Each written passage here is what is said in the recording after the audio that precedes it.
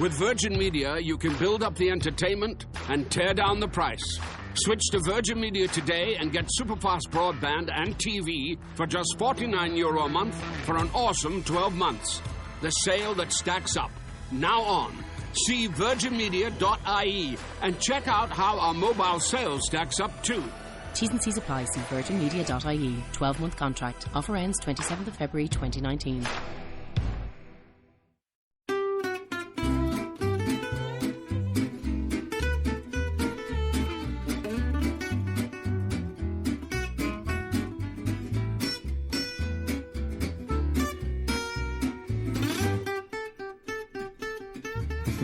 Hey, everybody. Hi, guys. Well, from the sweltering heat of one Salt Lake City in the state of Utah, It's Thank God I'm Atheist. the podcast. I'm Frank. And I'm Dan. Coming up on today's episode, we're going to talk about angry atheists. Yeah, grr. And by that, we mean atheists who are angry at us. Yeah.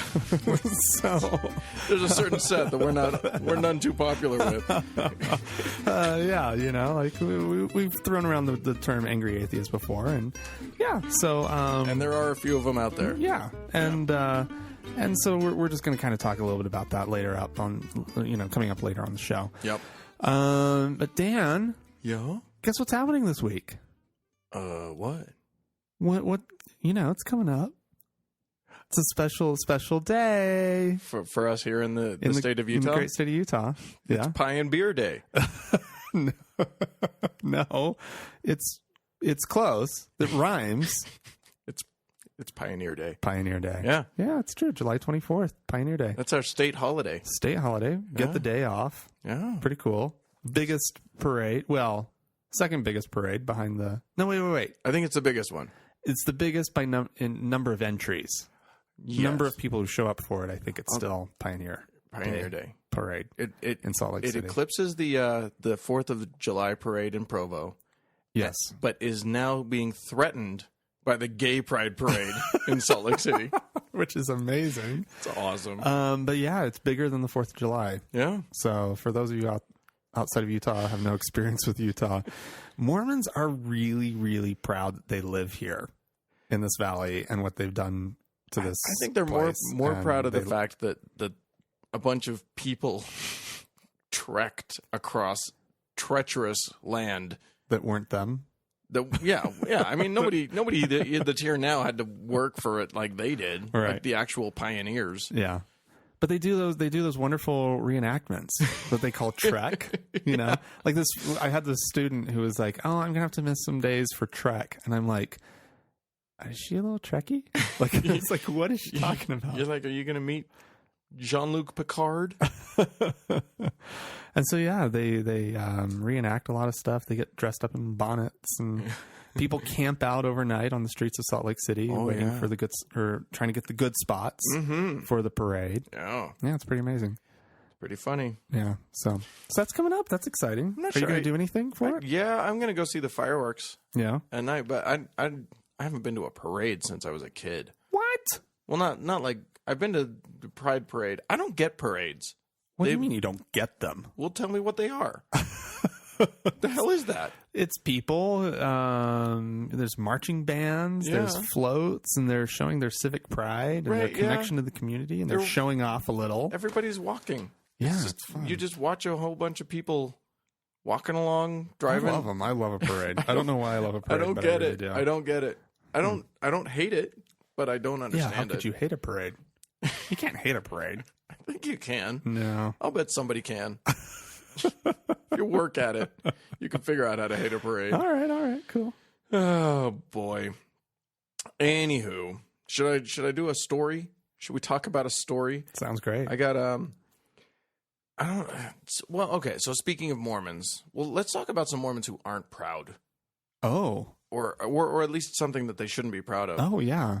So back in 1993, let me take you back to 1993. Ooh, yeah, that was a while ago. It was. It doesn't feel like it should be a while ago. I was a junior in high school. You weren't a senior? Well, in the fall, I would have been a senior. Okay. And that's what you're talking about. So, Yeah. Anyway. in the fall, I was a senior. So there we are, being in high school, and meanwhile, there are a bunch of Mormon intellectuals, writers, and scholars. Right. My parents being two of them, actually. And they're all doing their scholarship and whatever, but... Two of the scholars. And not two not two of the, gonna be talking the group about here. that I'm talking about, Right. but they're in They this... belong to that community. They're in this community. Right. And the church decides to clamp down Mm-hmm. on... Because, honestly, they don't like all of their history too much. They like specific parts of their history don't. a lot. Right. Like the heroic journey of people crossing the plains. Right.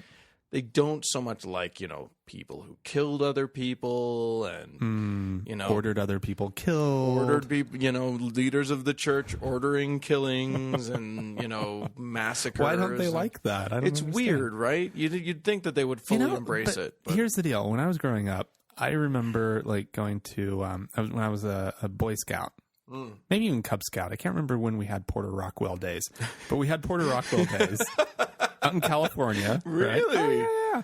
We were up in the Sierras and some big campground, and there came along this Porter Rockwell, reenactor guy. Oh my And he gosh. comes along and he has his stories and his tales and everything. We should And let people know who Orrin Porter Rockwell is. Oh, sure, okay. Why don't do you want to take it? Well, he was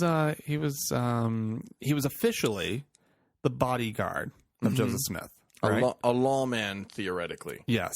Right. He was his hitman, right? He was the angel of death, according to some. That's amazing. Yeah. He was not afraid to pull a trigger. Yeah, he was a colorful character. And we had a day commemorating him. Well, not just a day, it was Porter Rockwell Days. And, it included things like root beer chugging and fire starting competitions and all the things that you would expect at sort of a Boy Scout activity. Yeah. Anyways, where was I going with this? Oh, but, he tells all these stories, and they're colorful stories.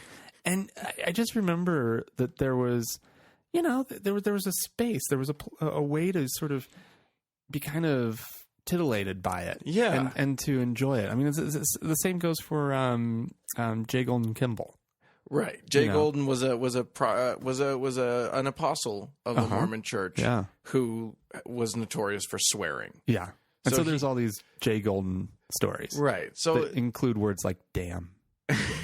over the pulpit, he would say words like that. Yeah. I think I heard that he said like "bastard" might have been a word he said too. yeah. Maybe, and not that's in, sort of the not in a neighborhood. nice way. No. He was a swearer. Yeah. The Mormons, they don't swear, No. but he had some colorful language, and they embrace him as just sort of one of their little quirky fun nutty time. black sheep, Yeah. whatever. Yeah. But they didn't always embrace all of their history. Matter of fact, they really were trying to keep a lot of it under wraps, and have done a very good job of keeping a lot of it under wraps. Absolutely. Things like post-manifesto polygamy and that sort of thing. Oh, yeah, that's no big deal. Anyway, Actually, yeah. as I don't want to go too far down another little tangent Okay. before we get to your thing, but I spent this last week on a road trip for work, and the person who came along to help chaperone the kids, I didn't really know very well before we went out on the trip. And she right now, she's an interesting character because she's Mormon, she's active Mormon, Right. and but she's a food writer. And she's actually been a wine rep at one point in her life. Yeah. So she can talk about wine. She knows it all. She's done tastings, but she doesn't swallow, that kind of thing, right? It's totally weird. Totally weird. But she pulls it off somehow. She still Teetotaling feels, sommelier. yeah, it's kind of weird. But anyways, so she was telling me how, she's just moved back to Salt Lake and she's very unsettled and she's just not, I kind of said that wrong, but she hasn't really settled in yet. Right. And she got this friend of hers to let her stay down at her place with like her parents and whatnot and her family. And as she's showing up, she's like, "Oh, and by the way, my family's polygamist." So she's had like all this like That's awesome. interesting exposure to polygamists. Yeah. polygamy is still practiced in mainstream Mormonism. Okay, now wait a minute. We can't. That's a big thing to say. No. It's not official, but there are mainstream Mormons who still practice, who go to church at a mainstream Mormon church, who are polygamists on the side, whose first marriage was done officially in an LDS temple, right? Who still hold temple recommends, wow, and who believe that they are still following the true teachings of Joseph Smith. Well, I got news for you. If you go back before the quote-unquote manifesto, all of everything they say is just like, this is how it's going to be forever and ever, and it's consecrated, and it's the right thing to do, and blah, blah, blah, blah, blah. Yeah, and let's be clear here. We're not saying that the LDS Church condones this whatsoever. These people, if found out, would be excommunicated. They would. Because the church is very serious about not being polygamous anymore. Right. But the fact of the matter is, here in the Salt Lake Valley, there are plenty of active Mormons who are also polygamists. Right. Yeah. Secretively. Yeah. Isn't that fat? I never even thought that. I always thought that they were like often they would do the independent thing. Anyways, we're so far from where you started, but I just thought that was really interesting. Anyway, okay, so yeah, that is interesting. Yeah.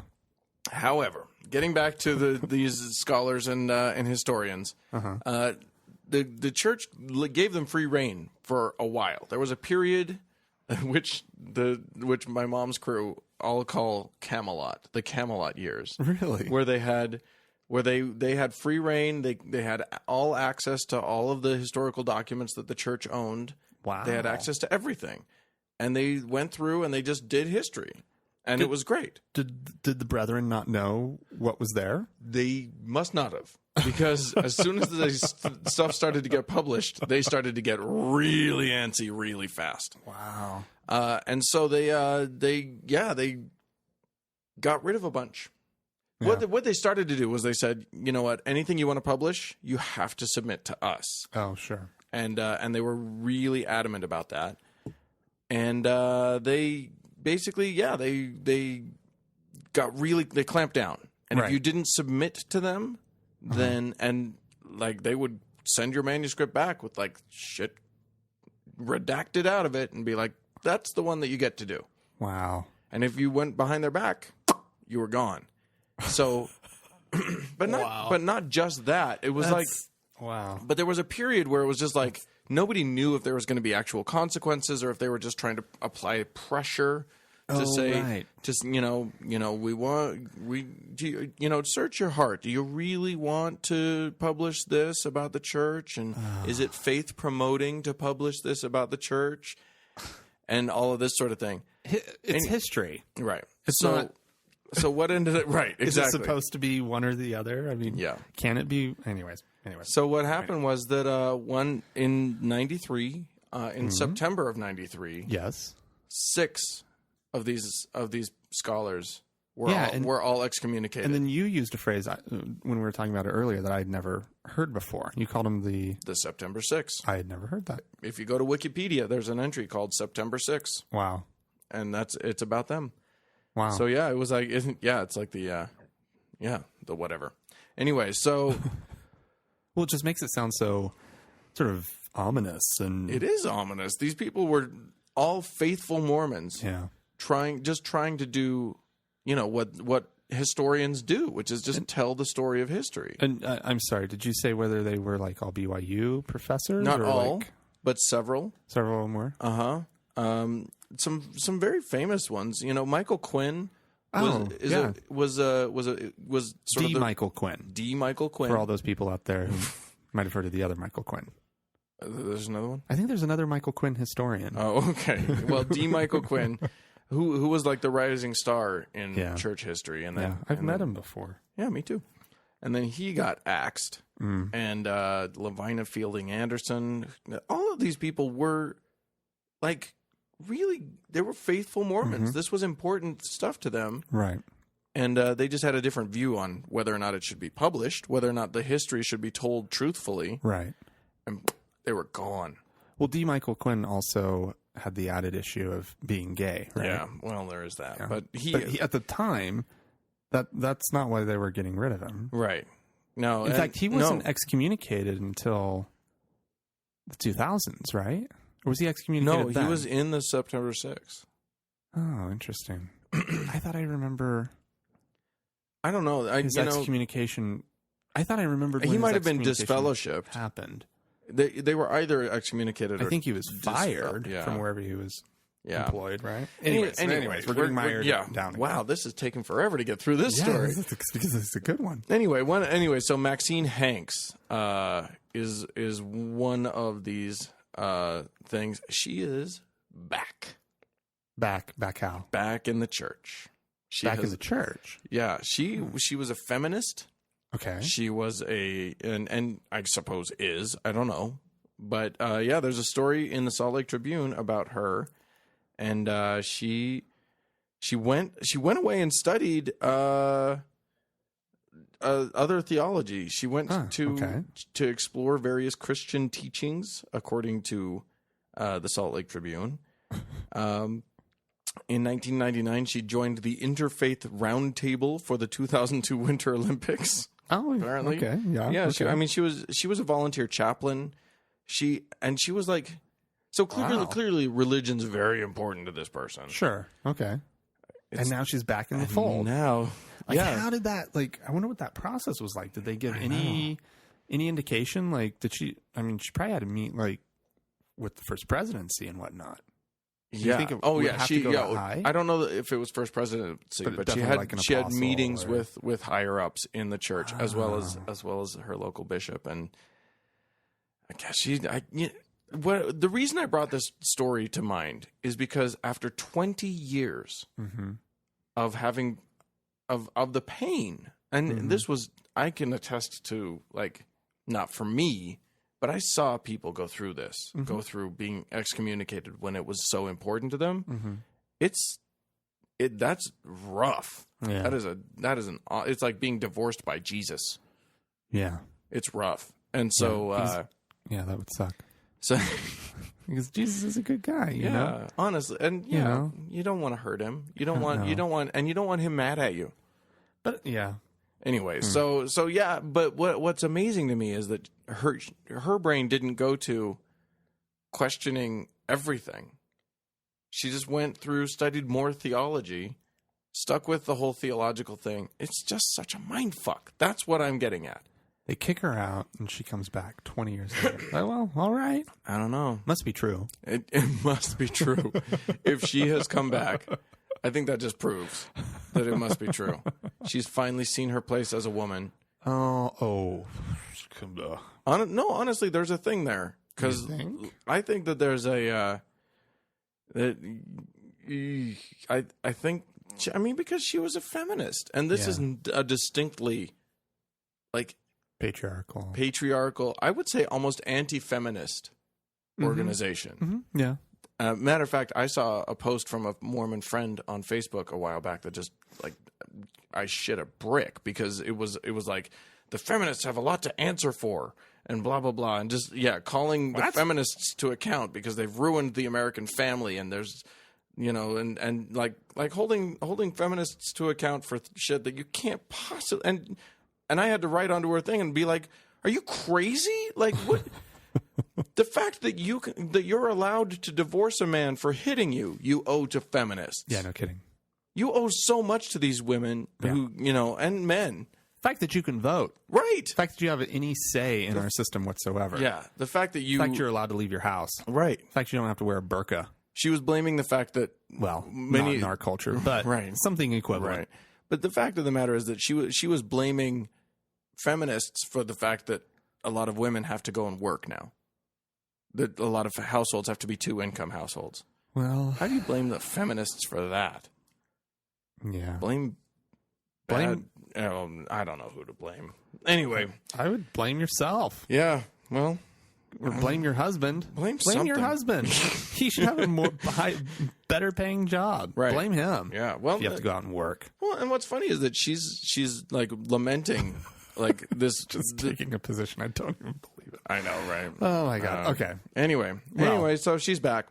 Welcome back to the Mormons, Miss Hanks. Oh, cool. Hope you enjoy it.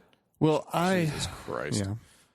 Well, I saw a headline that caught my attention. Yeah. And I thought I knew where it was going. The headline says, "A Christian alternative to health insurance." And I was like, yeah, it's those little jars at the gas station, right? Like, right. I mean, that's right. basically the Christian alternative to health insurance. No, apparently, there are things called Christian healthcare sharing plans that are run by nonprofits, and everybody makes a contribution every month. Sure.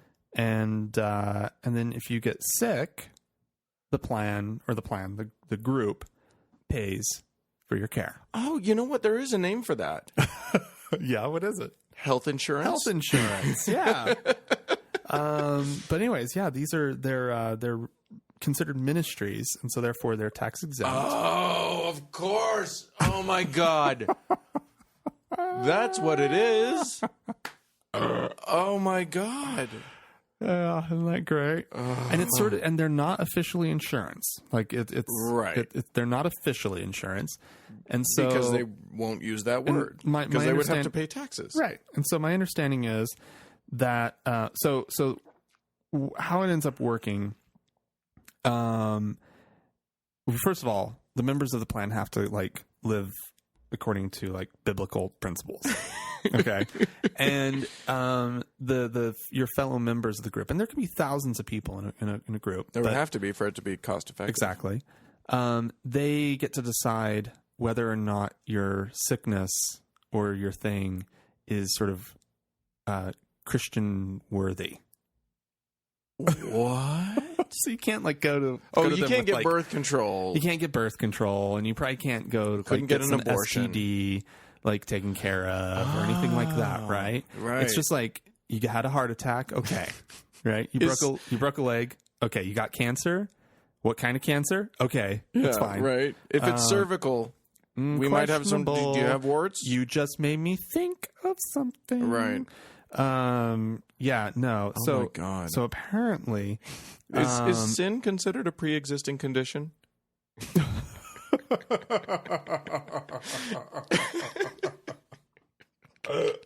We're gonna have to exclude you.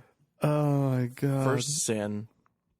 We seriously need to start exploiting these religious loopholes. No, I know. These people are getting away with murder. They don't have to pay taxes on anything. Oh. But apparently, like they have all these like weird little like pre-existing things. Like this one plan, if you're obese, they won't let you join until you've been working with a coach for like 6 months to bring your weight down a bit. Okay. Well, that's definitely Christian because it relates to nothing. So what they're running them like health insurance plans is kind of my point here. Right. Where they're like, well, you're not quite what we're looking for. You're not healthy enough. You're not healthy enough. You're too much of a risk for our plan. They could get around every bit of Obamacare. Oh, yeah. That's what's amazing is that Obamacare now require, they don't have to cover somebody's kids until they're 26. Mm-hmm. They can exclude for pre-existing conditions. Yeah, they can do whatever they want. Because it's not insurance. And right. so what someone would have to do is they'd have to, and I think what people probably do is they probably have a legit health insurance on the side so they can get like their co-pays to go see the doctor and their whatever type, their tests and all that kind of stuff covered. And then, so you get just kind of a minimal plan that can cover sort of that stuff and then have some like crazy high deductibles and all that kind of stuff. Oh, yeah. I guess that's true. If you supplement a real plan with this. Yeah, with this. I should join it. I really should. Well, you just have to live according to biblical standards. How do I not? I mean, I drink a little bit. Yeah, you have to stay away from alcohol abuse. I don't abuse it. You don't abuse it. At all. You have to keep sex within the confines of marriage. Well, I do. Okay, check. You have to abstain from drugs or tobacco products.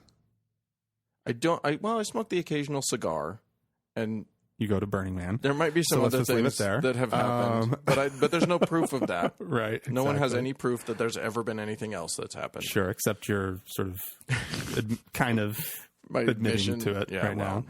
That was in my sinful past. I can't help that.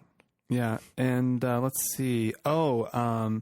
Just so you know, though, after you sign up, if you and Andrea end up having a kid, and that kid becomes a teenager and gets pregnant, all bets are off. The plan won't cover the kid. Right. But if she gets married, if my kid gets married at 16 and then has a kid, that's fine. Then everything's okay. Oh, that's totally cool. Yeah. Because that's what Jesus likes. Jesus loves teen marriage. Did you notice how dark it's getting? Yeah, there's some clouds in the sky. Anyways, completely irrelevant. Let's move on. Moving right along. Okay, so I'm going to go back to Mormonism a little bit. I don't like to harp on Mormonism too much, but people seem to like the Mormon stories. Sure, yeah, do it. We're storming the Mormon. Go for it. There are missing Mormons. I beg your pardon? 913,000 Mormons missing. I beg your pardon? Okay, so we're talking about Brazil. And what we're talking about is the church reports that they have 1,138,740 members in Brazil. Wait, say that number again? 1,138,740. And you said there's like 900,000 missing? So they only know where like 200,000 are? The Brazilian census found 225,695 people. Shut up. They're even worse in Brazil than they are here. They're with not, the numbers. Right. Like, yep. These people are not self-reporting at all. Because, I mean, the same issue came up in the United States, Right. where the Mormons are saying they have however many million, and Right. self-reporting is not close. Yeah, that's a huge discrepancy. Huge. That's huge. That's like 2%. Like 1 out of 5? No, it's like 1 out of... It's like... They know where 1 out of 5 are. Basically. I think it's less than that, isn't it? Less than that? It's like 2%. No. Isn't it? 200,000. Out of they know over a million? 225,000. That's like a quarter of a million. Yeah, okay. So I was doing my math wrong. Oh. I'm not good at math off the top of my head. What do I have to be good at math to do a podcast? Just leave that to me. Keep you honest. Yeah. All right. But yeah, that's they're missing a lot Yeah. of their people. No, that's huge. Only knowing where 1/5 is huge. Well, and the thing is that, I mean, what this points to, and we've talked about this a little bit before, is just like how the church counts, and I'm sure other churches do exactly the same thing, how they count their own membership versus reality. This is basically whatever the Mormons are saying for their total in the world. Yeah. Just using Brazil, just reduce it by 1 million. Yeah. Because they're saying, what, 14 million these days total church membership? Yeah, something like that. Something like that. Just from this one story, 13 million. Yeah. They're exactly. already lying by 1 million just because of Brazil. And we know that this goes on everywhere. Right. Now, we have to say, we know that we can't really call it lying, because what happens is somebody gets baptized, they're on the roll. So what happens? So, a missionary goes out there, makes good friends with somebody out in the field, pressures them, they agree to be Mormon, they agree to be baptized. The second they're baptized, of course, that missionary stops showing up at their house. And then they go back to their lives. They don't want to go to church for boring ass Mormon church for 3 hours every week. These are Brazilians. These people are full of life. Yeah. They're not going to go to Mormon church. They're going to stop drinking. They're going to be like boring ass Mormons. But they, something intrigued them for a while. They went through the whole beautiful, process. Blonde-headed, blue-eyed American boy. The fact of the matter, yeah, or whatever the situation, but most of them, literally immediately after baptism, they just stop going. Yeah, no. They just drop away. I served an LDS mission. I know that that's what happens. Yeah, they totally do. Wow. So there you go. That's yeah. They're missing 913,000 members. God, that's absolutely amazing. And the same. And Mexico's yeah. This was in the Salt Lake Tribune. Mexico's probably about the same. They have invested so much money in Brazil. Like, how many temples do they have down there? I don't know. A lot. And I know that they're just keeping up appearances. This is why I say it is lying, because they have that 1 million some odd number, right? Mm-hmm. That they say they have, And so they have to keep up the appearances that it's there. And so they need a bunch of temples. Oh, we got to build a bunch of temples. This is probably why they started building those cheap temples.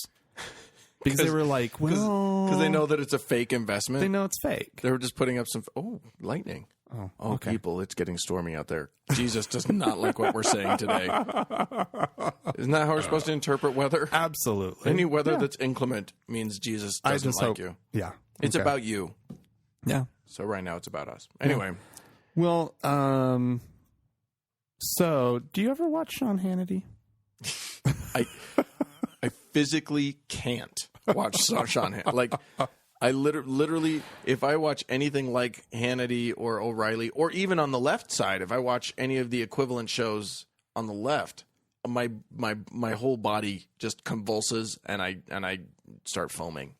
I believe it.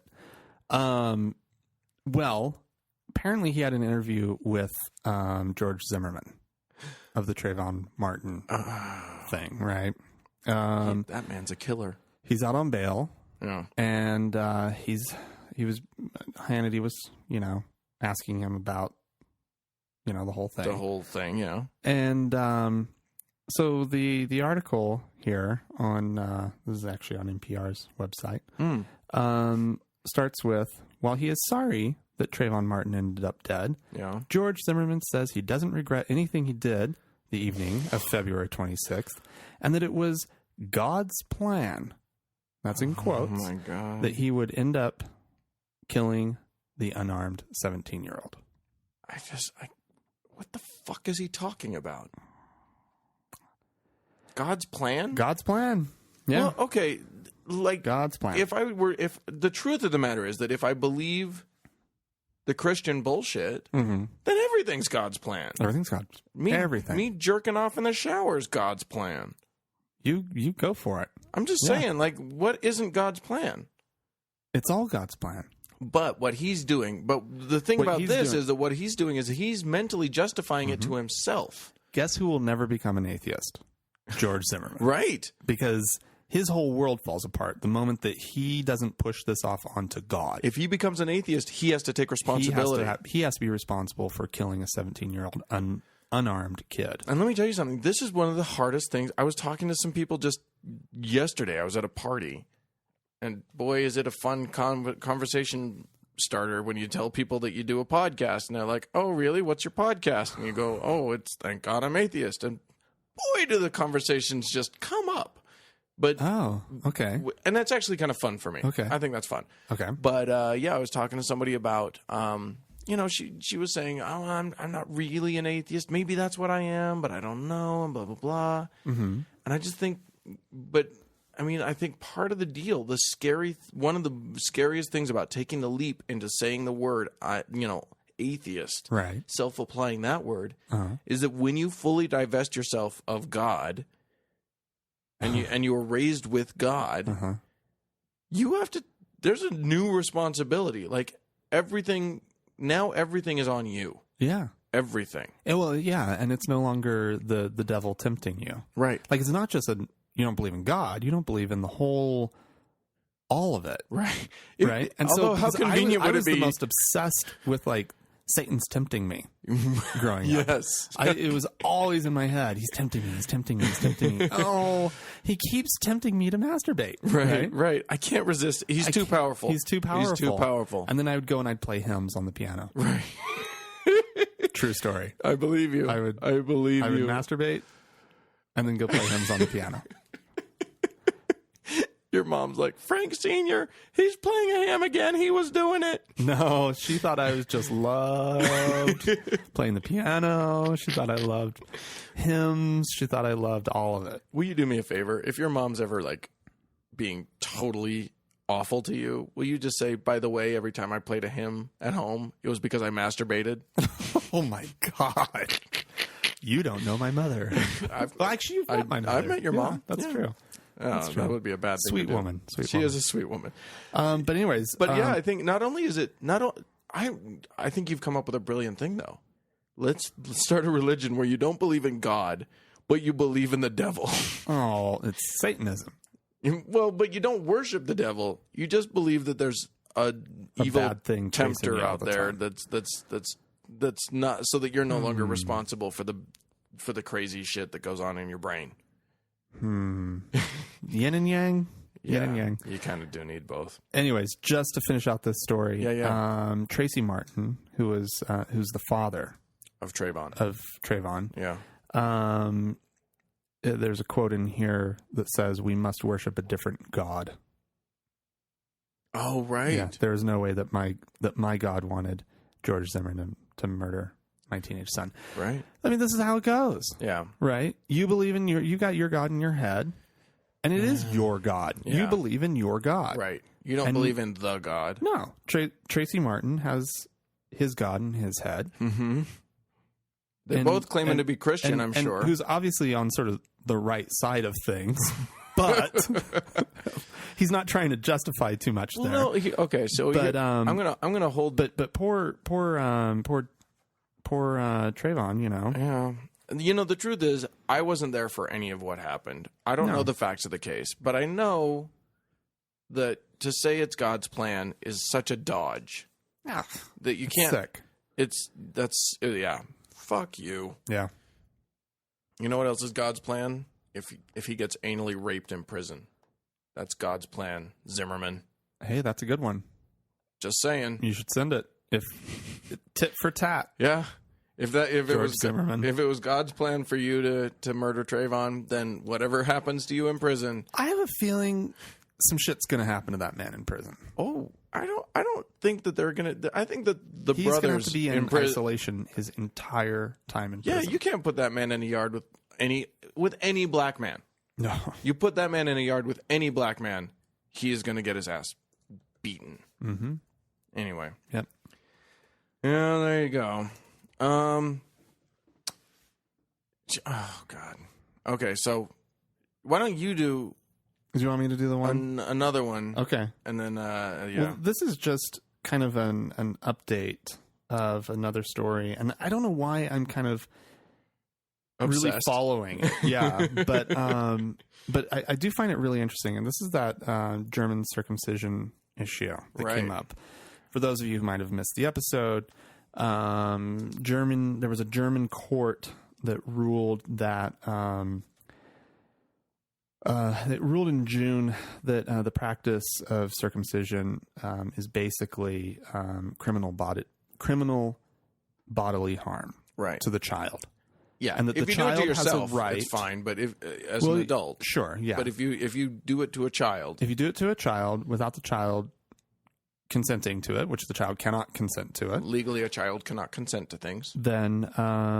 Then you are robbing it of its right to have a full penis. To have a whole body. Yeah.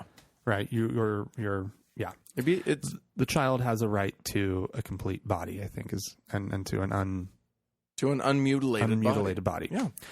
And so anyways, so that was the ruling. Well, since then, I guess Germany has just been in a bit of an uproar. In a circumcision tizzy. Well, yeah. So the 250,000 strong Jewish population. Oh, yeah. That's all it is in Germany.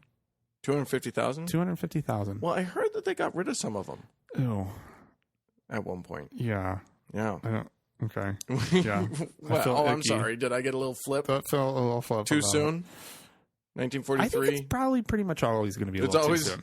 Holocaust? Yeah. Is it always going to be too soon? See how people feel in 2045. But anyways, so the Jewish community obviously very upset. Right. And the Muslim community, which is 4 million strong in Germany. Wow. Also very upset. All right.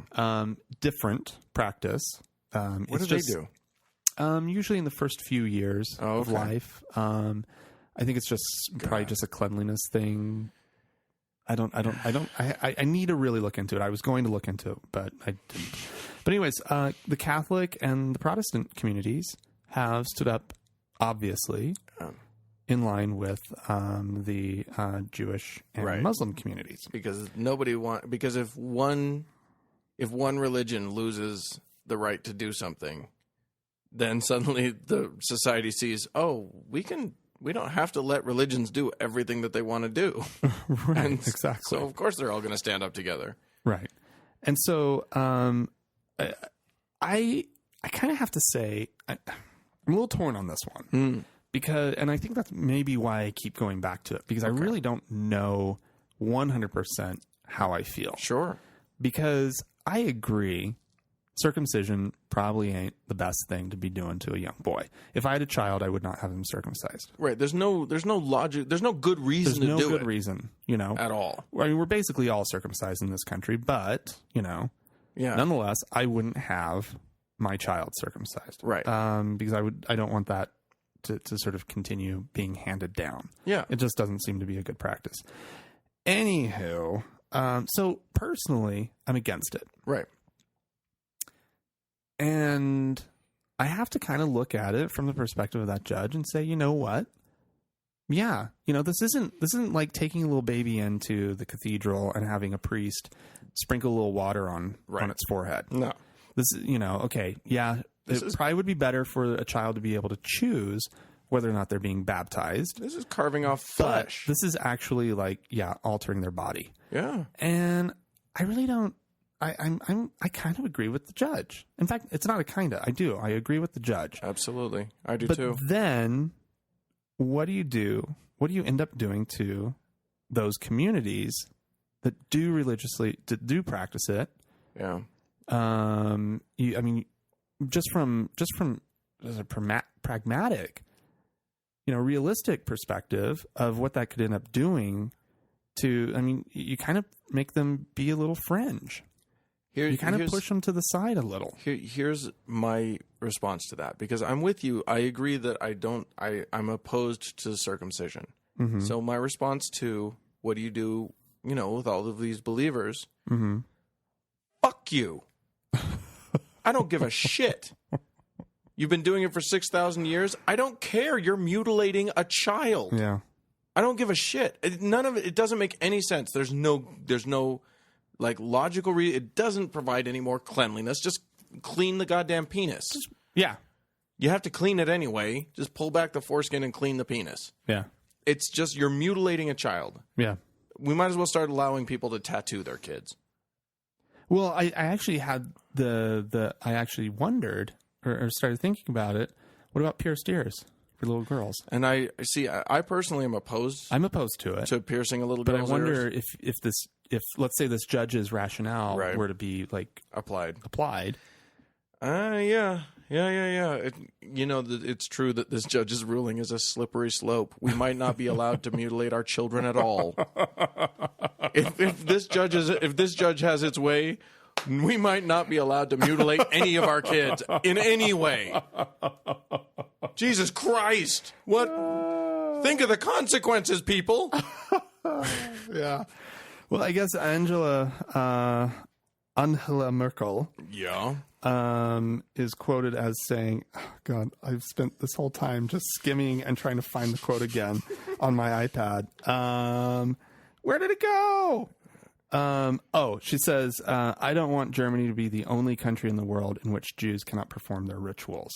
Is what she said in a meeting. This was behind closed doors and everything. But I mean, this wasn't like a public statement. Germany can't afford to look like they're anti-Jew. Ooh, but guess what? What? I mean, it doesn't surprise me. The Soviet Union, they did not allow circumcision of that was not medical during Soviet era. During the Soviet era. Oh, yeah, okay. And so, which makes sense. Which totally makes sense because they were officially, atheists. They didn't give a shit about religion, so yeah, they could actually think logically about. They were officially atheist, right? Yeah, yeah. And so, anyways, it's. Yeah, wild. Yeah, I don't care about your religious tradition. There is no point to mutilating your child. There's just no point to it. No, and I know. And I don't care Let them about do it when they're 18. Yeah, come on. Honestly, if it means a lot to you, then when a man is of age to make a decision, he can cut off his own dick. Yeah, I don't care. Well, they're not cutting it off. I know.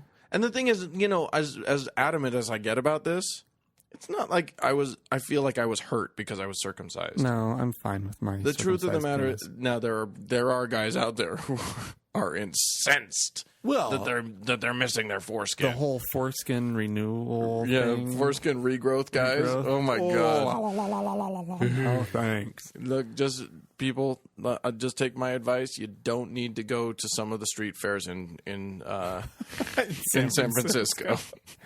And there's parts of Google you don't need to go to. Right. Either. Yeah. The interwebs have some dark corners you don't need to learn about. But so for all of my ranting and raving, am I torn up that I'm circumcised? No. I'm fine. I actually even aesthetically prefer it. But if you'd had it your whole life, you would be like, well, I like it this way. Exactly. I it was what I was raised with. It's what I know. Yeah. In terms of and penis you would enjoy aesthetics. the extra sensitivity and whatnot. Yeah. Hello. Yeah. I'll take a little extra sensitivity. Sure. Why not? They're weird though. Oh man. The whole circumcision thing drives me mad. Anyway, speaking of people whose dicks need to be cut off. That was that for a transition. Yes! Dun, dun, dun. Nailed it. I got this story. Okay, so, ladies and gentlemen, we're about to acknowledge that a horrible tragedy took place in Colorado this week. Yes. We don't need to talk about the tragedy itself. It speaks for itself. Right. And there's been plenty of news coverage about it. Coverage. But yeah, the shooting. And it's awful. It's terrible. Our hearts go out. Yeah, I mean, it's what more is there to say? We made a conscious decision to just not talk about it. Right. And but so we will this talk is us not talking about we it. will talk about how others are talking about it. Yes, absolutely. Because I think that there's something to be said there. Mm-hmm. So I think the day after it happened, okay, a representative, someone from the House of Representatives, Congressman Louis Gohmert, a Republican from Texas. Oh boy. Yeah, well, he went on the the Heritage Foundation's Is Took Live show. Oh God, Heritage Foundation. Yeah, the Heritage Foundation is a great little organization. Yeah. You know what? Extreme polarized political groups. Yeah. On any side, I just hate them. I hate them. They're so bad for our country. I'm sorry. I feel like these political groups that they're so much more interested in getting in the messaging than they are in the message. Yeah. They don't care about the truth of anything. They just care about what gets elected, what gets broadcast. They don't. Yeah. So anyway, so this congressman's on the show, and he's asked about the shooting, and when he just took it in an interesting direction. Okay. Which was, he said, quote, "You know what really gets me as a Christian is to see the ongoing attacks on Judeo-Christian beliefs, and then some senseless, crazy act of terror like this takes place."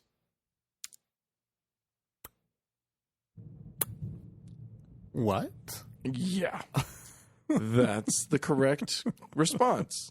Like, I beg your pardon? What the hell are you talking about? No, wait a second, because my mind is having a hard time.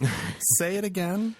He says, you know what really gets me as a Christian is to see the ongoing attacks on Judeo-Christian beliefs, and then some crazy act of terror like this takes place. Somehow this has anything to do... This was before we knew any... We didn't have any knowledge about anything. We still don't know anything about motive or anything like that, right? Yeah. No, nothing. Guy won't talk. So the fact of the matter is that he's going off of nothing, but somehow he's tying this back to attacks against Christians, Judeo-Christian beliefs. Yeah, they're attacking, and who's attacking them? All of this poor giant majority of the people in our country is under attack. If this guy had gone into a church and opened fire, right, he could say that it was an attack on at least some Christians. Yeah. I don't get this. It's a movie theater. It's a premiere of a movie. If he had run into the theater yelling, "You God lovers are all a bunch of assholes," and then shot people, or anything like that. What? No, you're about to make me laugh, and I don't want to laugh during this one. we can laugh. We're laughing. We're not laughing about this incident. No, the fact of the matter is, what's crazy is that the way.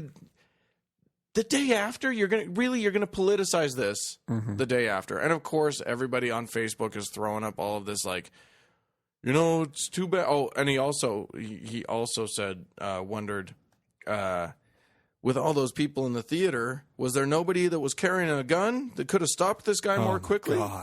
Oh my God, yeah, that's what you need. Yeah. It's somebody who can't see because it's filled with smoke. Right. It's dark because it's a movie theater, it's for dark. Christ's sake. Yeah, it's dark. He did like a canister of tear gas like or something. two canisters of Was it smoke or what? I think it was just smoke. Okay. Yeah, but anyways, I really nobody haven't read could about see it anything. Yeah, nobody can see. Regardless, he's nobody wearing could see body anything. armor. He's wearing body armor. So what we really From head needed to toe body is armor. bullets flying in two directions. Yeah, in that scenario, a shootout. Yeah, that sounds perfect. Crowded not just a crowded theater, a packed theater, because this is a premiere night. Right. Every single seat is taken. Right. For one of the biggest movies of the year. Yeah, probably the biggest. And he movie wants of the year. people shooting back and forth. It's insanity, but what's more insane? More people would have died. Yeah, absolutely. I think you know what an AR-15 is? It's a semi-automatic assault rifle. Right. And as quickly as you can, yeah, the bullets are flying out of that thing. Right. I know. My brother owns one. Indeed. And he may have had it fully automatic. He may have been able to get a fully automatic one. Was it? Do we know that it was semi? Those are AR-15s. Are only semi-automatic. Okay. Now, I think you're probably right. You can have them taken in and whatnot, but everything he had, according to the police, was legal. Okay. Oh, great. That's nice to know. Isn't that good? Yeah. The truth of the matter is that what incenses me more, and I don't buy the arguments against gun control. I don't buy them, but I don't give a shit about that. What makes me furious about that comment is how he found two ways to politicize this Something tragedy, not political, the day after. Yeah, you can't wait 2 days before you throw in the political shit. Yeah, before you jump on like politicizing a tragedy, and then make it all Christian-like. Yeah, turn it into like some stupid Christian thing. No thanks. Well, you can't extricate. I mean, these people. Half of the reason that the Republicans are doing as well as they're doing is because they have they have managed to identify themselves as the Christian party. Yeah. So you can't extricate Christianity from conservative politics. Yeah, sure. Not in this country anyway. Well, okay, rant done. Sorry, guys. You cooling down a little? Oh man, I was so steamed. I read that and literally I was so pissed. Rightly so. I mean, it's infuriating. So what an idiot. Yeah. Thanks, Texas. Yeah. Texas Texas really has given us some gems, haven't they? God damn it. I wish they had done their own country thing. Wait, yeah, secede. Off you go. Bye-bye. Don't let our door hit you. Oh, we probably have some listeners in Texas who probably like it. There are nice places in Texas. There is Austin. I've heard Austin's great. Yeah. So maybe leave us Austin and the rest of you go. You can take Oklahoma with you. No. Although, yeah, it's true. It doesn't belong either.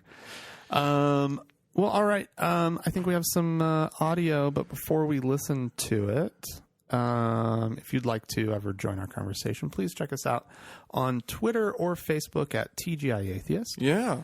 And our podcast our email address. Yeah. You can write to us at podcast@thankgodimatheist.com. And you can leave us a voicemail at 424-666-TGIA. That's 424-666-8442. I have faith that someone will someday again call that number and talk to us. That's a faith that I have. Oh, well, speaking of faith, here's one Mr. Pat Robertson. Are we doing Robertson? Wait, who did you send me? No, we're doing the Fisher thing, right? I don't know. I'm going to play the thing you sent me. Yeah, that was Fisher. All right, here it goes. I am convinced that there is plenty of hatred in the debate over homosexuality. There's a lot of hatred. There's a lot of vitriol. There's a lot of venom. It is coming from homosexuals themselves. The real haters are homosexuals. The real venom is coming from those that support the homosexual agenda, either homosexual activists, homosexuals, or those that support the homosexual agenda. They are the real haters. There is a heterophobic hatred. There is a Christophobic hatred that is just seething. There's a dark, venomous, demonic hatred that is in the homosexual community. All right. Heterophobic. Yeah. Heterophobic. No. Yeah, heterophobic and Christophobic. Christophobic. Heterophobic and Christophobic. I didn't know that I was either of those things. I like it. Yeah, you and I have a dark, venomous, demonic hatred. Oh, yeah. No, absolutely. Sure, yeah. Yeah. That's what I feel. I don't feel... I wake up in the morning, I look at myself in the mirror. I wish I had horns to match the demon feeling inside of me. Maybe I'll buy a pitchfork. Heterophobic. No, I love this word. They've taken homophobic and they turn it into heterophobic because that's what I have. No. Well, at least it shows maybe that they finally understood what the word homophobic means. I don't think they it's have not at all. Fear. It's not fear. It's hatred. Now wait a minute. I'm going to quibble with you a little bit because I used to hate the word homophobic because I was like, and this was even back when I could conceivably have been accused of homophobia, back in when I was in high school or whatever, and I didn't understand gay at all. It didn't make any sense to me, and I was still trying really hard to be a Mormon, and so I was pretty, I was struggling with the whole gay thing. Sure. And it was the 90s. And I hated I hated the phrase homophobic because I was like, I'm not afraid. I just don't think it's right. I'm not afraid of gays, and I'm not afraid of homosexuality. I just don't think it's right. Now, looking back, I think it is a fear. I think all of this hatred towards gay people is based in fear, and I think it's accurate to call it homophobia. Sure, okay. But I think that the result is what I'm interested in it. Okay, which is a hatred of, which is a right. Well, I don't know too many gays that hate straight people. Yeah, I know. Or I know gays that are afraid of straight people. I know some lesbians who hate the straight, at least the straight men. Yeah, there is a contingency of that, but not many. But not too many. That's actually a pretty inaccurate stereotype. Yeah, no, it is. It's a completely inaccurate stereotype. There have been a couple of lesbians who dislike men. But they had some bad experiences or whatever. Sure. Yeah.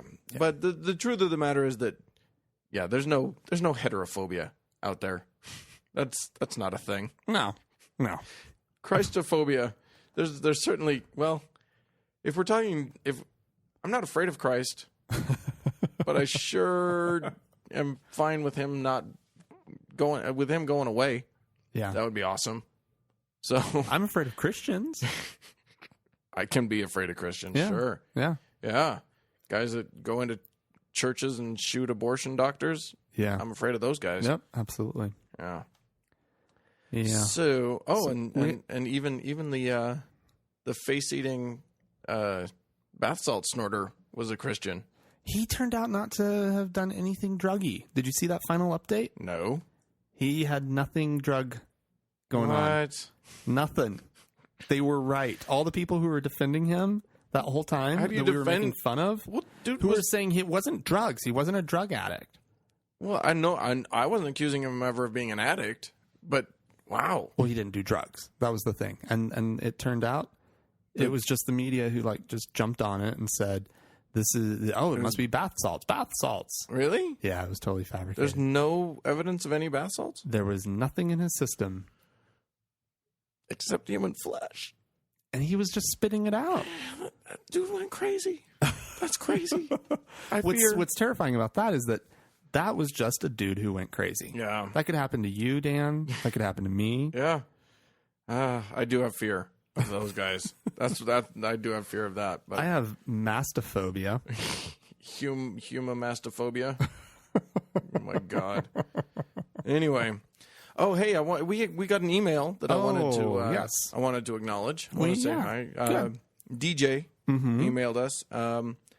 And it was a really nice little email. It just said wanted to thank us for the show and the blog, and says he's a teenage atheist in Utah. And he said, I'm a staunch skeptic on just about everything, ranging from the paranormal to alternative medicine. I was sucked in and indoctrinated at a young age because my mother is a psychic/astrologer who runs a, quote, and he put it in quotes, healing center in downtown Salt Lake. Okay. I got rid of those beliefs eventually and learned to be a critical thinker, though it was difficult to lose the security and control of having a God. Interesting. True. Yeah. Recently, though, I started listening to your guys' show and other atheist shows, and that really opened my mind. Thank you so much for that. My question is, here's his... Oh, yes. Thank you. Yeah, thanks. For that. That's sweet. That's awesome. He says his question, though, is, do we have any claims that we believe that aren't necessarily proven by mainstream science? Yeah, it's an interesting question. A good challenge. That is a challenge. He has brought to us a challenge. What do you think, Frank? Well, I thought about it for a minute, and I think where my weird beliefs are would be surrounding food in general. Okay. I was vegetarian for a while. Right. Gave that up. Still sympathize with the cause. A good couple years or something. It was for 2 years. I sympathize with the cause. I get it. It just became untenable. And so...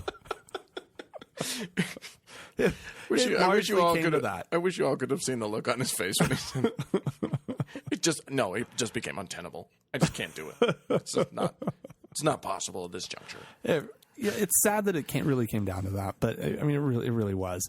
Largely that it was sort of what are your beliefs about vegetarianism that led you to that? Well, I was looking for a way to have a more ethical relationship to the stuff I was eating. Okay. And I was doing what does that mean? Well, it means that, that there's a lot of cruelty in the food processing to animals. Okay. Well, actually to people too. The people are paid very poorly for a lot of these jobs and not in the best conditions and all that kind of stuff. And so I really just felt that it was just a way to try to introduce a little bit more ethics into my life. Okay. And so but there were also, again, I was about to go down the line of, there were also concerns about health and long-term health and whatnot. Just like my parents both have, bad cholesterol, really high cholesterol, and my dad has heart problems and all that kind of stuff. And so I was kind of just trying to stave a lot of that kind of stuff off. And so, well, but now, so where does this lead me? Okay. I got to a point where I started thinking about, well, there's also a lot of unethical treatment of the people who are picking fruits and vegetables and this and that. And I was like, that is also a serious problem. And so I've kind of come to the conclusion altogether. I can't stop eating and I can't produce all of my own food, and I cannot afford to eat just strictly local stuff from sources that I trust. Right. And so I've just kind of accepted that it's largely impossible to eat ethically on my income in Salt Lake City. Yeah. And so that's where we're at. Yeah. And but my beliefs about food, when I really start to think about it, they don't really stand up to a lot of the tests that I apply to other parts of my life. Yeah. Which is I don't like the idea of the cruelty to any animals. Sure. And I don't know where that line really is. Right. And I just recently was able to go and visit an egg farm. Yeah. The egg farm that provides the eggs that I was already eating. Sure. And ended up being a much larger, much more industrialized operation than I was expecting. Right. But nonetheless, because they do have a big free range part of their business. But they don't do free range. They do cage free. Oh, cage free. Oh. Cage free. Totally different. But let me tell you, the chickens, this is like USDA certified. Wait. So USDA certified organic. Okay. And then they do the cage free because the people that they're supplying, the companies that they're supplying to, require that. Need to be able to market that. That's the product that they're looking for. Right. And this is an egg supplier. Like they're they're supplying eggs for a lot of different companies. But anyways, blah, blah, blah. Where was I going with this? So anyways, I'm kind of left wondering where the line is. Am I okay with these chickens who were cage-free that I was able to see being cage-free, who look very content? Yeah. Right? They're just sitting around. They're chickens. They've been bred. They've bred out all that stuff that, like, if you've seen Food Inc., all the stuff that they talk about with the aggression with the chickens and the tight quarters and all that kind of stuff. They've actually bred that out. Of the chickens. Yeah. The chickens don't do it. The farmers don't want that. They can't have that. No. Because they can't have the chickens killing each other. Right. Agro chickens is not good for anybody. No. And so that should be a t-shirt. Agro chickens is not good for anybody. So anyways, I mean, I don't know if any of this is making sense to anyone, but if I'm going to answer DJ's question, I would say, yeah, there's a part of my life where I don't know what to believe, and so I just have to have a few beliefs, right? A few things to kind of to prop up a worldview and prop up a sense of, yeah, I feel okay about that, you know, and it's largely surrounding also, you know, like when I can, I try to get the chicken, you know, the meat, right? That is from better sources. Sure. But I also can't always afford that. I think that it's very interesting. I think that's an interesting thing to bring up because, you know, we tend to associate belief with religion. We tend to associate belief with but there's a lot of like woo-woo shit out there that, you know, people who pride themselves on being all atheist and all, you know, science-y, they totally buy into it. Oh yeah. There's this whole like segment of things that's. Do you do yoga? Atheists? Yeah. I mean, there's a lot of woo-woo shit. There's a lot of woo-woo there. I always feel like there's a lot of claims made. A smart yoga instructor would do yoga for atheists. Yeah. There's the little ringing of the bell and the little namaste. Right, all that crap. All the spiritual stuff. Just take it out. Yeah, take it out of it. And don't make claims. Like the claims that are made by yoga instructors. Oh my God. And not just yoga instructors. Like all of these different like alternative medicine and, you know. Oh, sure, yeah. Chiropractors and whatever. Like anyone making a claim for which they don't have evidence. Right. That is dangerous. And you know, but there's so many people who pride themselves on being like science-y who will buy into that stuff. Yeah. You know, we need to have Adam on as a guest here in a couple of weeks because I was, like I said, I was out of town all week, and so I didn't really all the normal chatting I get to do with Adam I didn't get to do. And so when I got in Friday afternoon, everybody was still in the office, and we chatted really quickly. And he's been having some health issues that we talked about. Oh yeah. The disease. And he was saying that he's now looking into, in addition to all the Western medicine, he's going to go to an acupuncturist. And I would love to talk to him about that. To call him on it? Well, not to call him on it, but to bring him in and to talk to him and just see if that's yeah. You know, like, well, the truth of the matter is that if a claim is made and that claim doesn't have scientific basis or scientific evidence to support it, that doesn't mean the claim's wrong. Right. It just means that they're making a claim and they're getting away with it. You know what I mean? Like, the truth of the matter is that and this is my answer to DJ's question, and that is that I'm sure I do have some beliefs that aren't supported. Nothing came to mind. I'm gonna have to rack my brain a little bit harder about that. But You've got stuff. I'm sure I do. You're a human being. I'm sure I do. Things that you believe, right? And I don't know what they are. This is what I'm saying. But more important than that to me is the fact that I don't believe in belief. What's vitally important to me, and what I've come to through my own like process of going through, you know, leaving religion behind and then like looking into various sciencey things and whatever, the truth of the matter is that when it comes right down to it, I don't believe in believing in things. My philosophical position is that if you take a belief without proper evidence, without good, solid scientific reason to take that belief, you have hurt yourself. What? You're looking at me like I'm an idiot. Okay. No, You've hurt yourself? I think you have. You've shut your mind off to something. And when you closed your mind to something, I think Dan, unfortunately, in this life of ours, there are things that are unknowable. There are things that we cannot get enough information to wrap our heads around a particular issue. And all I'm saying is, what's wrong with just saying, I don't know? Instead of establishing a belief, what's wrong with saying, I don't know? If you don't know, then don't know. If you believe something, instead of not knowing, if you choose a position, if you take a position, I think you've closed your mind. That if we take like the food issue, right? Well, there's nothing wrong with best guess.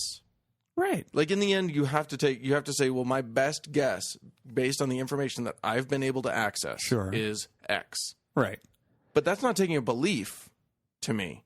Okay. That's just saying, this is my best guess. But new information comes in, that my best guess changes. But I believed that I was that I was a part of an introduction of cruelty into the world, let's say. Right. Right. Okay. And that was something that I believed. Right. Sure. And that I felt strongly about, and that I actually still believed. I believe that we, that we're both sitting at Max. Okay. we know certain things about Foxconn, right? Sure. Or Foxcom. Although all that stuff, that one guy, was wrong, but we do know that there are certain things about the stuff there was a lot of stuff he made up. You're right. But not all of it. But not all of it. Right. And unfortunately, that's been used to completely impeach completely discredit the entire story, but that's not true. And so, I mean, the fact of the matter is that we use devices that and consume products and goods and food and whatever that come from places where the workers are not treated well. Right. And we all do it. Yep. There's no getting away from it. You can't live in this society. And, well, you could stop being a consumer. Right. You could be one of those hippie kids, stinky hippie kid. You stinky hippie kid. But I guarantee you that Nag Champa producers are treated poorly. The people who make Nag Champa. Yeah, exactly. There is somebody. There's somebody in the Kashi organization that's being treated very badly. Somebody there is taking some shit. You better be careful. Don't say anything bad about a food organization because they've got a lot of laws behind them. Yeah. But anyways, but that was something that I felt strongly about. Mm-hmm. That it's not provable that's going to do something to me, right? But it wasn't something that I felt comfortable about. Yeah. And so I felt that the best course of action was to pull back as much as possible. Okay. Well, yeah, and that's fine. I think that, the whole point of life is that you do the best you can with the information you're given. Right. But what I'm saying is that because I sort of stepped outside the norm because of a belief doesn't mean that you don't hold a belief about the food and the products that you consume. No, I mean, I have plenty. You know what I mean? Yeah. So I think you saying that you don't have beliefs, you don't have superstitious beliefs, right? And I think that's fine. I don't think you can go around ridding yourself of beliefs in just the truest. That's my goal. It really is. I don't want to believe. I don't want to have beliefs. What I want to have is as much information as I can gather. Right. And I will act on the best information that I have. But that doesn't mean that I have a belief about it. At some point, you've made a decision. I've made decisions. And that decision is based on a belief about the best information that you have. Okay. Well, now we're getting semantic. And No. But I think that it's important that you don't...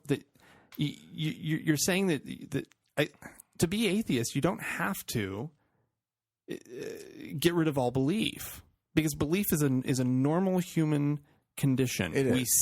We cannot. I mean, there's all these studies into how like we make decisions and whatnot. Right. We're terrible at it. We're absolutely flat terrible at it. I went to a used car lot to buy an imported, easy to manage, Japanese thing. Right. And I walk away with a Ford Focus. Right. I had a list of things that I wanted. Somehow, I bought a Ford Focus. Okay, we're terrible at making decisions. Okay. And I consider myself a pretty bright guy. Yeah, you and I are. test drove some great little cars. And then for whatever reason, I was like, I didn't realize that Ford made a cute little hatchback. Oh my God. Ended up test driving like 3 or 4 of them. And settled on the one that I had. I mean, it was absolutely ludicrous. Anyways. Oh boy. Well, okay, yeah. I think who knows? The truth of the matter for me is that what's important to me is to admit when I don't know. Okay. No, that's what's good. important to me. That's a very admirable and good thing. So yeah, when someone calls me, like last night at this party, someone called me on it and was like, "Well, so you believe that nothing happens after you die?" And I was like, "No, I don't believe that. I just have no evidence that anything. I just don't know what, because I've never died. Right. Nobody can die and come back and tell you reliably what's on the other side. Right. Because So- nobody's been dead long enough. Right. And your heart stopping for 10 minutes is not death. No. That's not the same Your brain thing. is shutting down. Right. And the conscience. Yeah. Anyways. But we need to move on. Okay, yeah, we do. do Anyway, need to move on. that was my point. My point is, All right, that's I fine. believe in That's not knowing. So we have another message we want to get to. This one's on Facebook. Yes. This one is from our good friend Mark. Mm-hmm.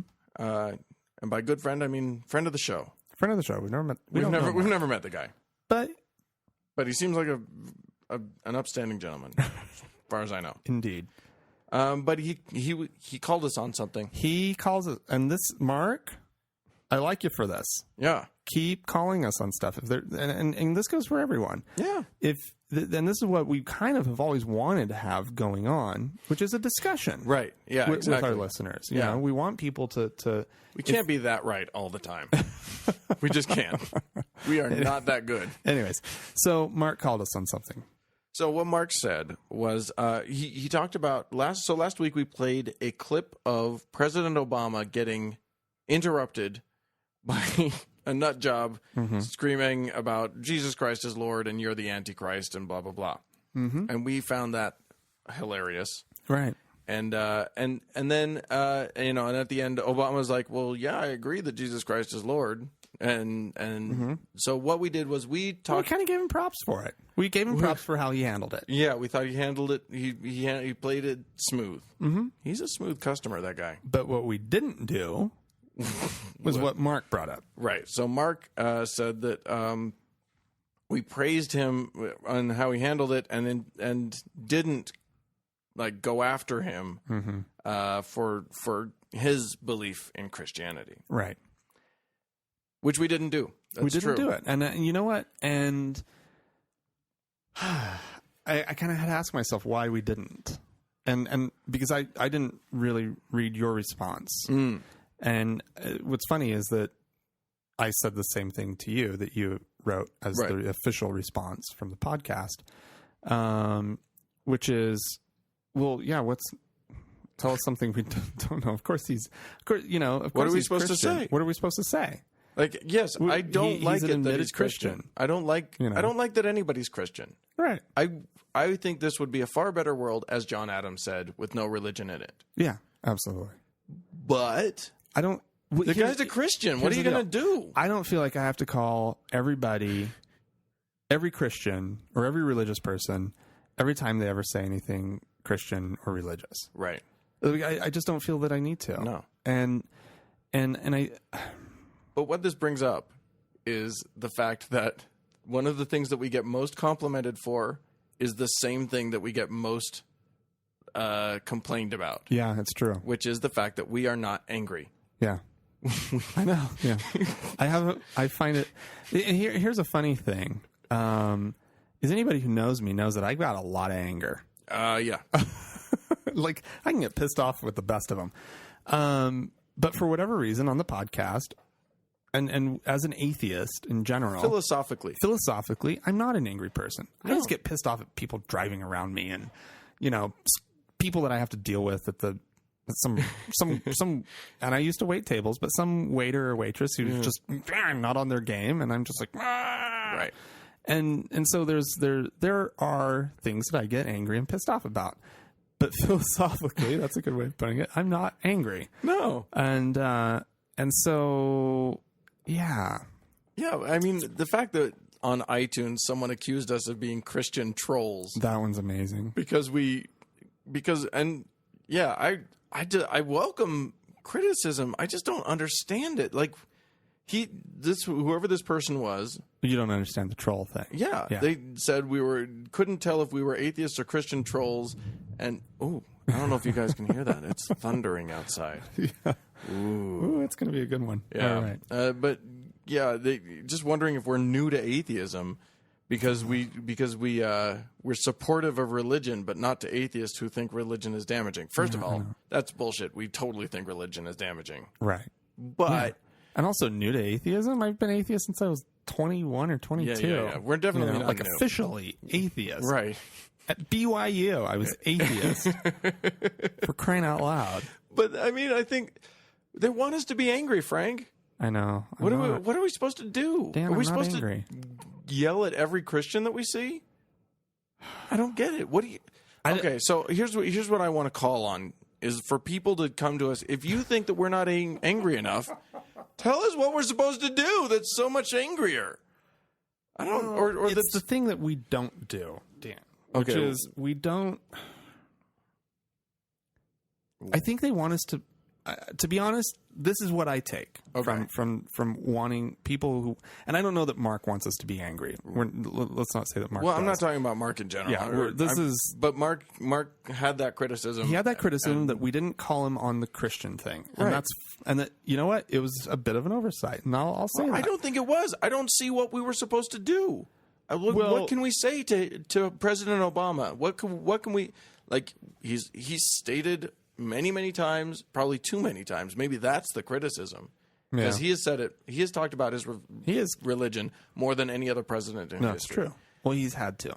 But he's had to. In order That's to be political. It's a political move. That's politics. And I'm totally willing to accept that. And the fact of the matter is, I like Obama.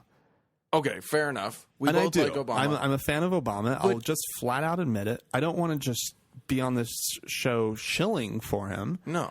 But I like him. And so I also don't feel like I'm like not critical of him either. No. But the thing is that like I'm going to go back to H.W. Bush to Georgie's daddy. Yeah.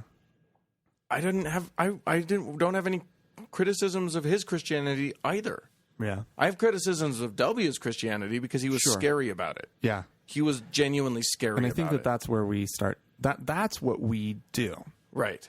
I think, and maybe we need to think about this a little bit more before we just completely say that this is what we do. But we call out the religious folk who are scary. Right.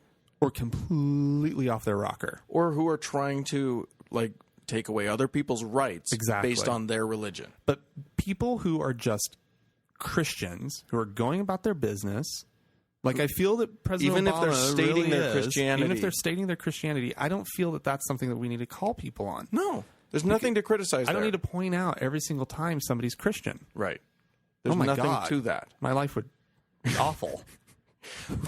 Our podcast would consist of an hour and a half of us just naming Christians. We just get the phone book out.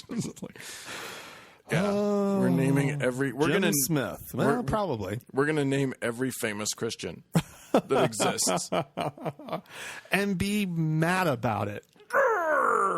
You keep being Christian. Why do they do Paltrow, that? I hate your Christianity. Why are you still being Christian? All of you Christians. No, that's not the problem. The problem is so the problem becomes when someone like George W. Bush starts saying, well, God's on our side, so I know that it's okay for me to go to war. Yeah. That's a scary problem. shit. That's scary shit. And that's not acceptable at all. It doesn't belong in our discourse. No. It's wrong. It's But absolutely if wrong. he wants to, there's some tragedy, and he wants to lead the country in a moment of silence, and he prays. and he prays, What are you going to do? what do you do about that? It's fine. Do I wish I lived in a country where that didn't happen? Sure. Absolutely. Yes. Do I wish that I as lived long in a as- country that had zero belief in God whatsoever? It's Of course I wish It's just that. live and let live. You know, it's And I don't know. And you know what? We also need to trust the process, trust the fact that eventually, we see the process happening. We see it, yeah. It is we are, secular people who don't believe. The none category of belief is growing, is the fastest growing segment in American society. yeah, and it's so just back. just relax, relax, everybody. let it happen. Matter of fact, you're going to get more in this case. You are going to get more people coming to our side if we're not screaming all the time, if we're not angry all If we're the time, reasonable, if we're good, if we're nice, if we're not dicks. if Because so many atheists are such dicks. yeah, It's so weird. nobody It's wants like, to belong to that club. No, Yeah. I don't want to belong to that club, and I am in that club. Like I'm an atheist, and yet I don't associate myself with almost any We've set ourselves apart, Dan. Yeah. We really have. I mean, we don't. We're calling them out, and we don't do it enough anymore. call we haven't out done it in a other while. angry atheists. We haven't done it in a while, and we should. Atheists make me angry. A lot of that one guy, that Silverman guy, who's the head of the American Atheists or whatever. Yeah. That guy, like half the shit that he says, I'm like, you're not helping anything right now. You're just being a dick. He was on O'Reilly, and O'Reilly's obviously a dick. And this guy was just being a dick back. And it's just like, well, okay, now nobody's accomplishing anything. Great. Good job. I hope we're all happy. Right. Yeah. It probably made for good television, though. Yeah. Yeah. Well, that's all. Yeah. That's all they care about. That's all Fox is going to care about. That's all, MSNBC is going to care about. But it's not going to help anything. It's not going to help the dialogue. Right. And that's what we're concerned about. That's all I care about. Yeah. I do want to be entertaining. We do have a show. Yeah. But, now I'm an angry atheist. I've done it. I've achieved it, everybody. I'm an angry Dan's atheist. angry. At you guys. Oh. At atheists. No. I love our listeners. Our listeners, I think we tend to weed out the ones who really want the angry. Oh, I don't think they listen to us. No. I think they Somebody gave us a fairly positive review on iTunes, like 4 stars, and then just put, although I like my atheists a bit snarkier generally. I don't know. Yeah. Are we not snarky? I think I'm snarky. We're pretty fucking snarky. I think I'm snarky. I just don't think I'm. You are definitely snarky. You're very snarky. Yeah, but in person, I don't know if it's translating, Dan. You need to be a little more free with your real personality. No, it's translating. I think I'm doing my personality. I think you're doing your personality too. I'm not an actor. You're the actor. This is us people. I couldn't get on here and not do me. Oh, and believe me, I have no interest in not doing me. Right. Yeah. So there you and go. I can attest, you're doing yourself. This is us, people. This is what you get. Listen or don't. But, Well, all right. I felt like we had to talk about the whole angry atheist thing because it just keeps coming It up. comes up, yeah. So I think we need to do a better job of defining ourselves, and I think we came really close to it in our discussion this go around. Absolutely. So, all right, Facebook.com, Twitter, follow us, like us at TGI Atheist. Yeah. Email us. And the Facebook thing, we just keep growing. People are Yeah. enjoying it. Yeah. We love it when you guys post stuff for everybody else Love to it. see. Yep. We love all of that stuff. You can also call us. Do the what's the number? 424-666 TGIA. That's 424-666-8442. And our email address is, podcast@thankgodimatheist.com. and that's also the domain for the blog. Yeah. Sometimes I blog. Sometimes. It's not very frequent these days. But somebody told me the other day that they went back and read all of the blog. Oh my goodness. That's a lot. That's a lot of blog. You used to blog a lot. I did. All right. I'll do more. Thank you for listening, everyone. Yeah, it's great to talk to you. We'll talk to you next time. Okay, bye.